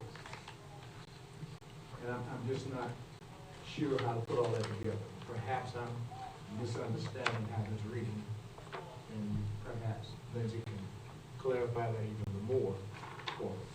I'm just saying, I don't think that we should try to separate, you know, if I'm acting in an official capacity or not, as opposed to this is who I am.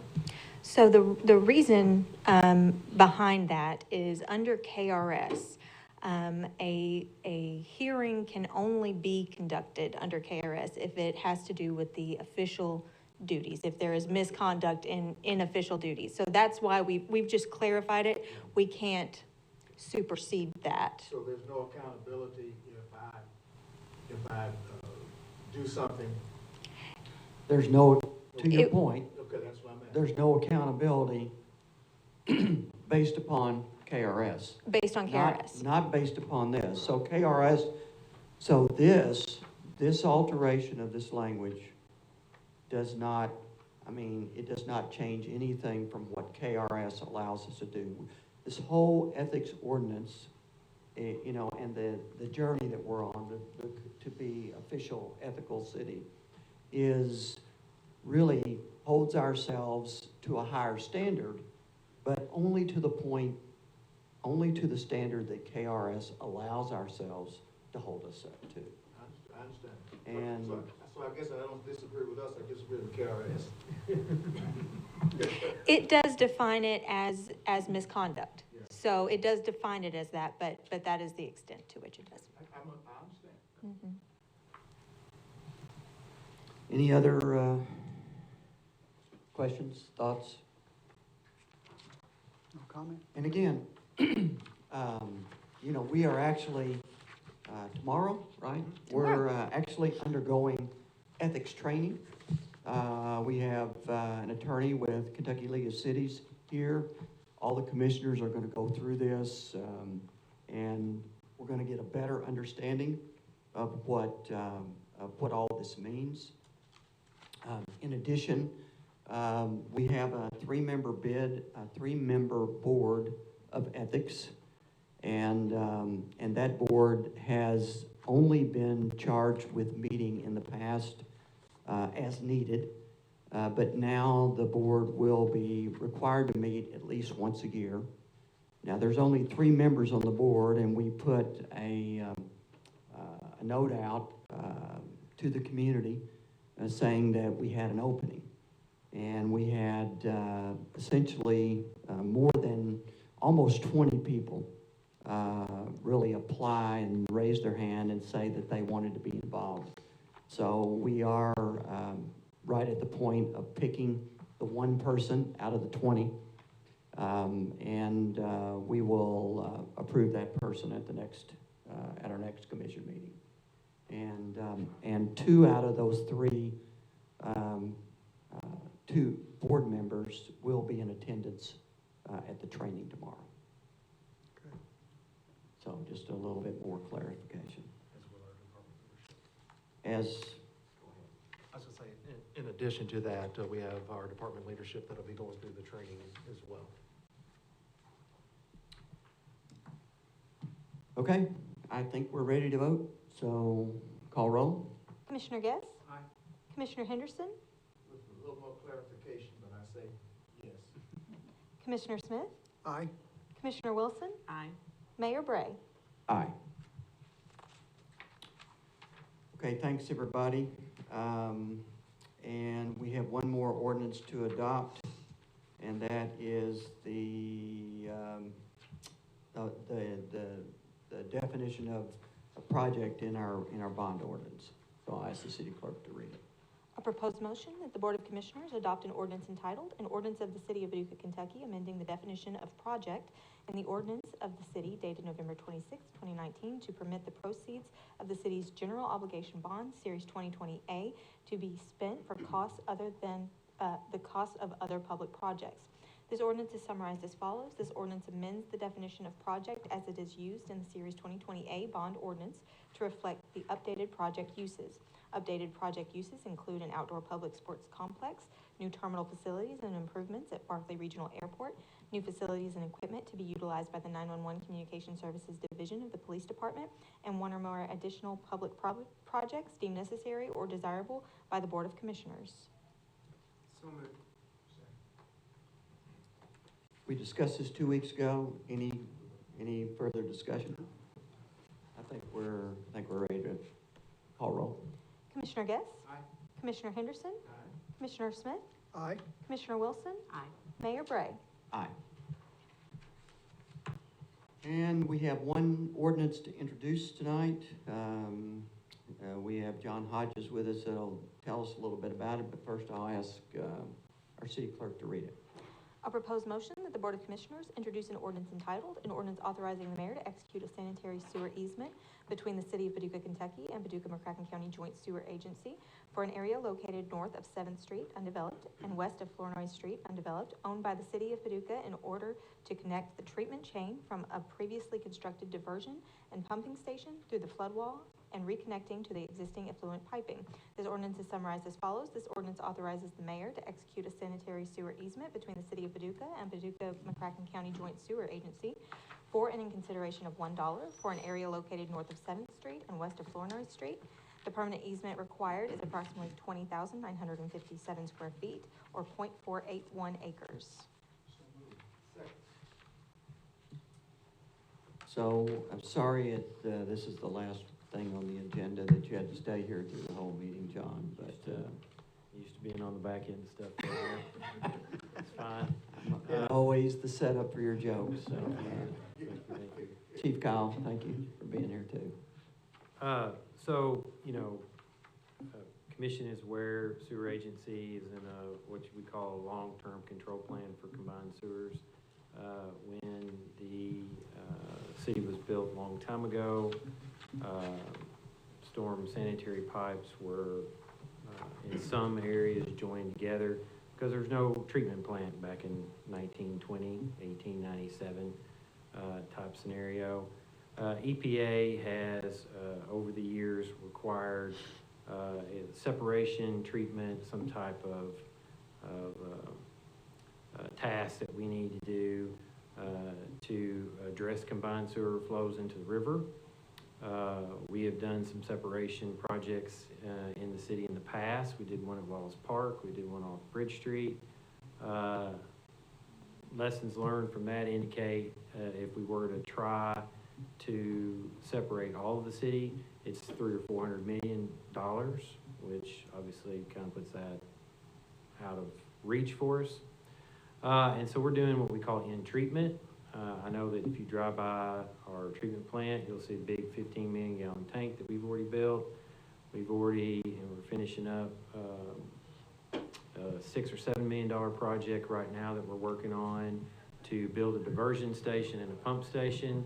The pump station can either feed the tank, where we will capture flows from like a small rain event, bring them through the treatment plant for full treatment. But we're also working on a treatment train, if you want to call it, which is not in our actual treatment plant.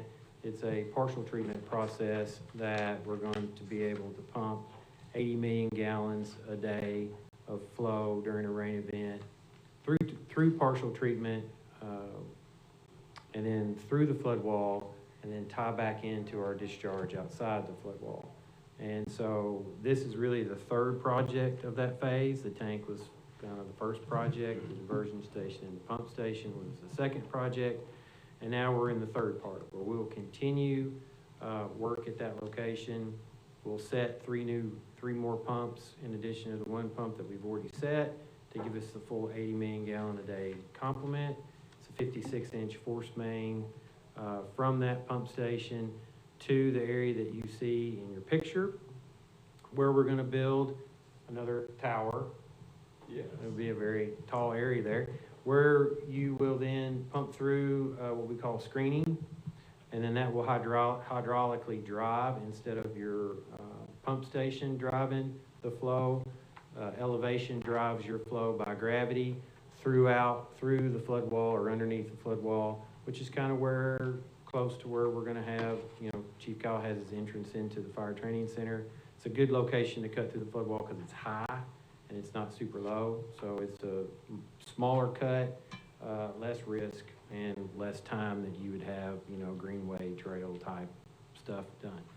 And then we tie back into our original discharge because EPA and Division of Water cannot get these permits right for discharge for combined sewers. So we were already permitted for that with our current outfall, so we need to tie back into that. This is not the last project that we'd have to do here. In the future, we're going to have to do a disinfection chamber.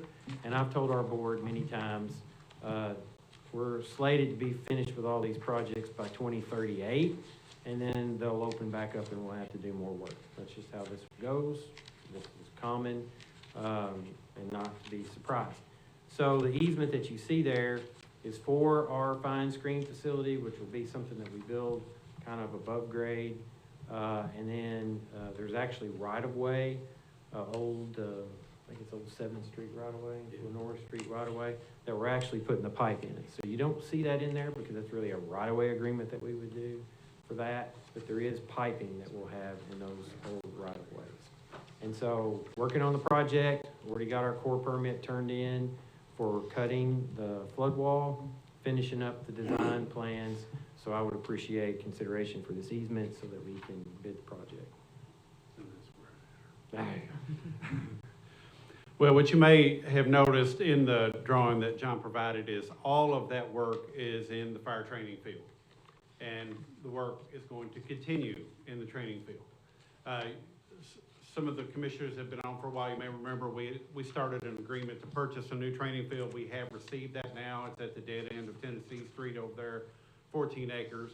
I just want to remind you, as John continues to expand his operation in the drill field area, we have capital projects that are that have been completed and turned in for the budgeting process to start our process of moving off of that property into the Tennessee Street property. So I'm here just to remind you of that. As he continues and we move out of that property, we're going to need funding in order to rebuild at our new location. I have a question. So Yes. these are city assets on this property, the training area. So, and if we are vacating to support the JSA, is the JSA I mean, it seems odd that we would abandon the facility and then turn around and build a new one with city money versus the JSA compensating for the replacement of those Yeah, facilities. well, what we've talked about with Chief Kyle, two things. Number one, this project, kind of skirts all the existing training areas, which is good. So it's something that we can work out to where and we've done this with you guys before. We're all kind of neighbors out there. And then finally, on the compensation standpoint, Chief Kyle and I have talked about for many years about the fact that sewer agency is going to have to compensate the city for the property at some fair value that's agreeable to both parties. And so that's never not been something that we haven't talked about. Now, how Didn't will, leave that out. Yeah. I'm twisting his arm Right. for every dollar I can yeah, get. he would prefer, I think, us to, to work on that. Doesn't sound like a very good negotiator. Yeah. No, I'm not saying do anything it just needs to be something fair so that we're able to That's replace right. our Yeah, facility. absolutely. And we agree with that. All right, I mean, great. we don't have a problem with that. Good, thank you. Okay. John, your presentations are always so dynamic and interesting to everybody in the community.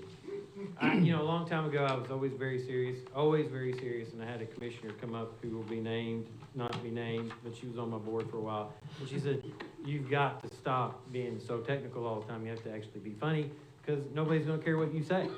And so I've tried to improve that process a little bit. Anyway, thank you. Great job. Thank you for being here, both of you. Appreciate it.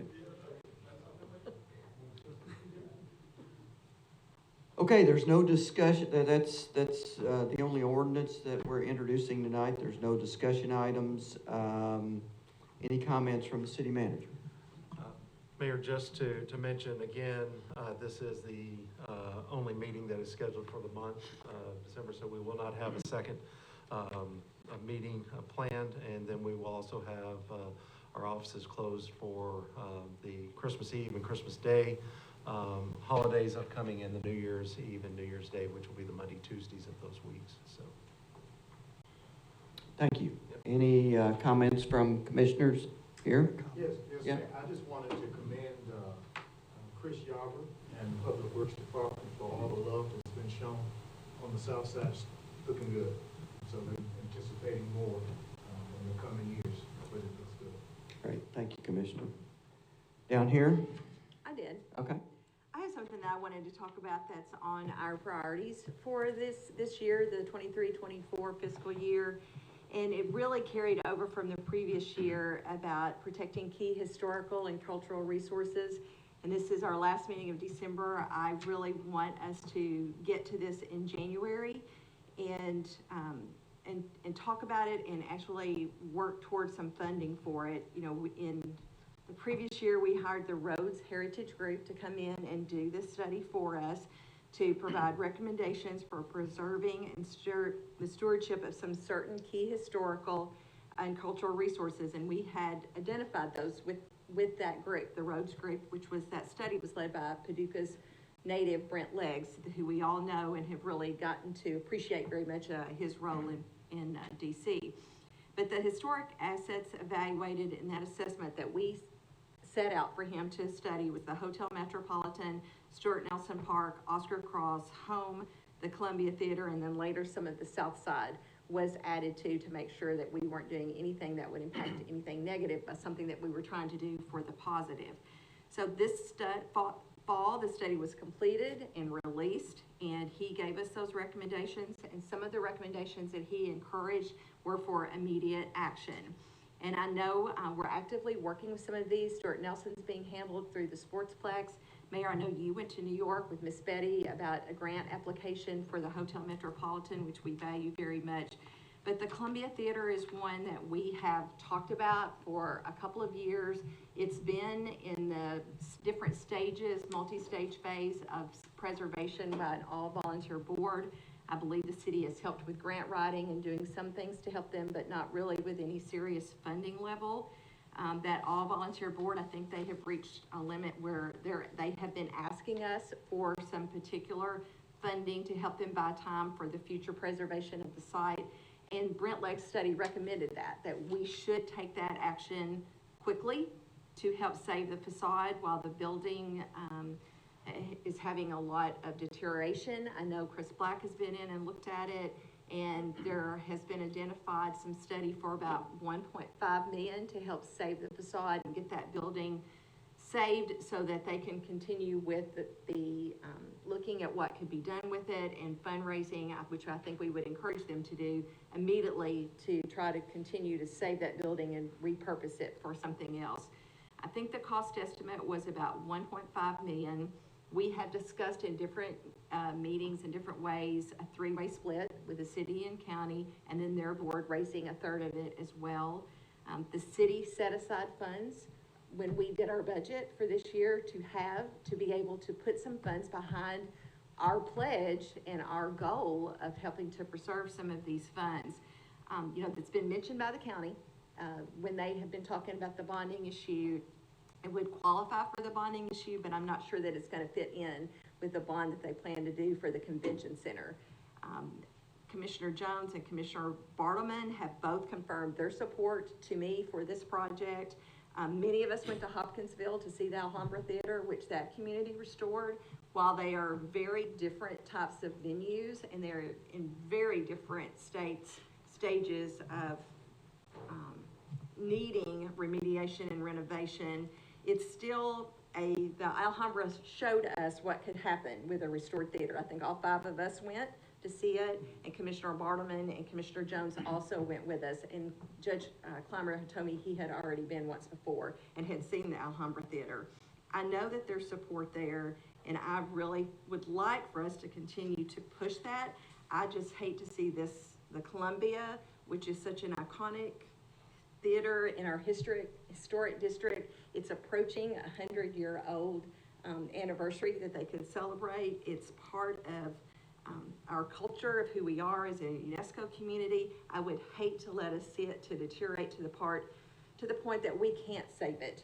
And we can look at the Kresge, which we had to pay to come down. We can look at the Caterjon that we haven't owned that deteriorated for so many years. That's most likely beyond repair as well. And really commit ourselves as a commission to make this happen in 2024. The longer we wait, the worse it's going to get. And the quicker that we can make a decision and ask the county to go in with us and challenge their board, the quicker they can get a contractor and get started on that part of it. And I think that we can encourage them then to continue on down the road of finishing out restoring the Columbia Theater. So that's my ask for tonight. Thank you very much. Thank you for your comments. I'm not going to drill down on that discussion. There's been a lot of discussion, but I think that's a good challenge for us in the new year. And I'm very hopeful that the county will come along with us. So thank you for that. One other thing Mint? too, and just, I noticed that you have announced that you're going to be running for mayor again. So I want to also say that I'm going to run for city commission again too. And I hope to be serving with you and these other individuals too, so. Wow, is this an announcement night or? I'm coming out, yes. Okay, all right. Thank you very much for those comments from everybody. So it was a lively meeting, and I would entertain a motion to adjourn. So moved. Second. Call roll. Commissioner Guess? Aye. Commissioner Henderson? Aye. Commissioner Smith? Aye. Commissioner Wilson? Aye. Mayor Bray? Aye.